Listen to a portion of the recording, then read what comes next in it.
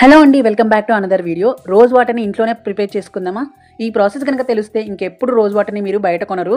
అంత easy process. అదేంటక్క roses అయినా కొనాలి కదా అంటే, ఇక ఆర్గానిక్ గా కావాలి అంటే కొనాలి, లేదా రోజ్ ఫ్లవర్స్ మొక్కలైనా నాటాలి. ఫ్లవర్స్ అమ్ముకునే వాళ్ళ దగ్గర ఇవి రోజ్ ఫ్లవర్స్ పెటల్స్ అన్ని ఊడిపడతాయి కదా, అవి నేను 50 రూపీస్కి తీసుకున్నాను. కొన్ని రోజ్ వాటర్ కోసం, కొన్ని పౌడర్ కోసం ఉంచాను. ఇంకా ప్రాసెస్లోకి వస్తే, ఒక క్లీన్ బాండి తీసుకోండి. కర్రీస్ వండనివి అయితే ఇంకా బెటర్. ఇలా రోజ్ పెటల్స్ అన్ని పెట్టి ఒక బౌల్ని రివర్స్ పెట్టుకుని దాని మీద రోజ్ వాటర్ కలెక్ట్ చేసుకోవడానికి ఇంకో బౌల్ పెట్టాలి. ఇలా రోజ్ పెటల్స్ మునిగేలా వాటర్ పోసి, ఇక్కడ మెయిన్ థింగ్ వచ్చేసి ఈ లిడ్ని ఉల్టా పెట్టుకొని బాండిని క్లోజ్ చేయాలి. ఇక్కడ ఉన్న హోల్ని మట్టుకు కొద్దిగా చపాతీ పిండితో ఇట్లా కవర్ చేసుకోవాలి.